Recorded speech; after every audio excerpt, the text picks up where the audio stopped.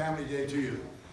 To hear the list of virtues in that second reading, you wonder, how are we doing as families?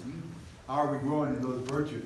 Because that's why God gave us family, I think, as a way of practicing becoming what He calls us to be. Otherwise, you live alone like me, you think you're perfect pretty easily. Yeah. You don't have to have anybody to practice virtues on. Today, we are called to think about family. And as we do so, I can't help but wonder, in terms of questionnaire that Reader's Digest had out a number of years ago. They had three questions really about family. How's family life? And, the very first question was, if you were sitting watching TV with your family and the movie was on, and in the movie there was a scene where the father kisses the son, would you take that as normal? Is okay? Or would you see that as something wrong? How would your children see that?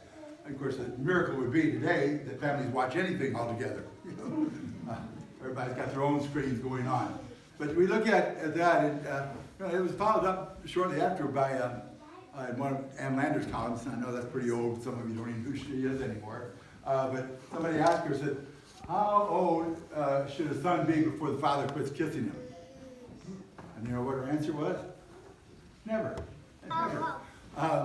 There was a follow-up with that. Another man wrote in and said, I appreciate your article, but said, this week was the first time I ever kissed my son. He was lying in a coffin, having just killed himself.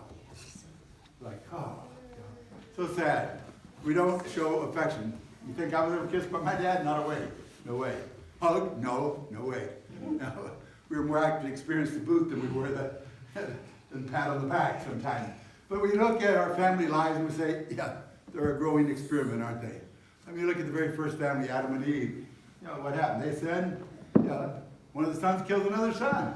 Wow. Today we, again, live in a sense of dark ages as far as families go.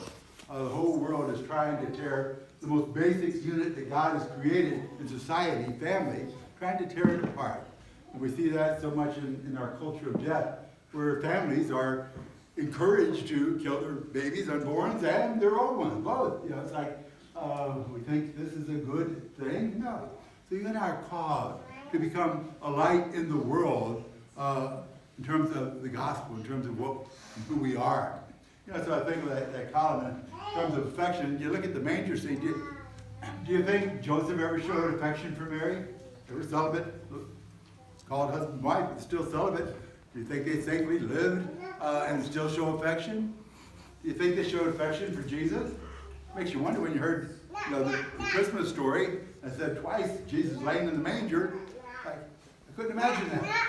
I think he'd be in one arm or the other, either Joseph or Mary or someone else coming around. Let me hold the child. Let me hold the child. That's such a natural impetus. Like this one I'm about ready to hold here. And so we think of the beauty of children, and we think of the affection I think they must have had. Matter of fact, when you think of Jesus, can you imagine him not having been affectionate and tell the story that he did? Probably one of the most popular story of love and forgiveness that the world knows. And that is what? The story of the prodigal son.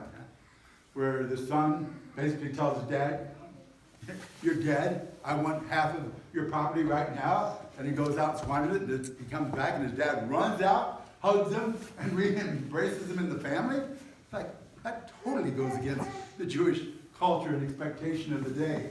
And so Jesus is telling this story.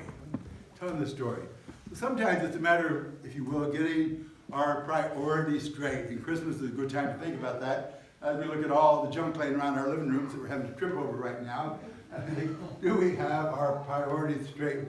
I think of another beautiful story, a story of, this is the 1500s, a story in Germany, of Wiesbaden, Germany, where there's a big castle on top of this hill.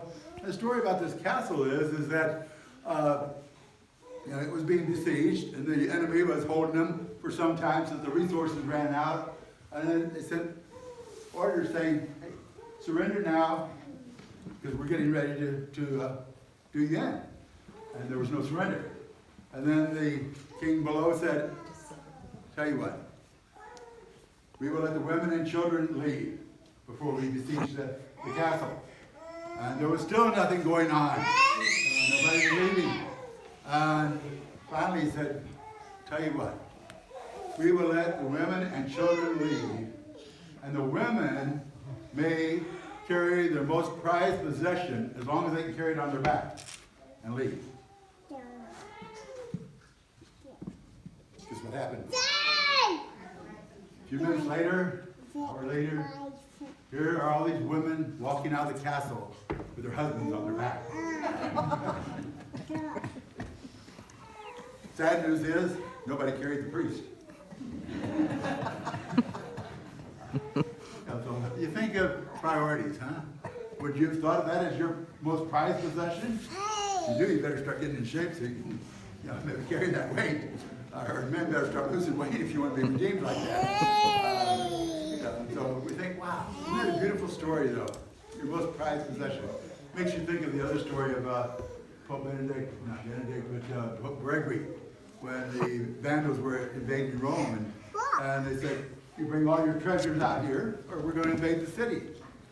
You get till such a time tomorrow, and the next day, Pope walked out with all the poor of the city. Said, come, you're our prized possession. And so the Vandals let him go. They didn't harm him as they would have. Priorities. People before things. People before things. Family before anything. That you and I are called to be a light in the world of how we love our families. And loving our families, that can't help to spread out beyond the family to show where your children, your grandchildren will love the others in the world. Today, as we celebrate Holy Family, as we enter into a new year, let's rededicate ourselves to these virtues that St. Paul spoke of, who we are called to be, and how we are called to be followers of Christ in this modern world.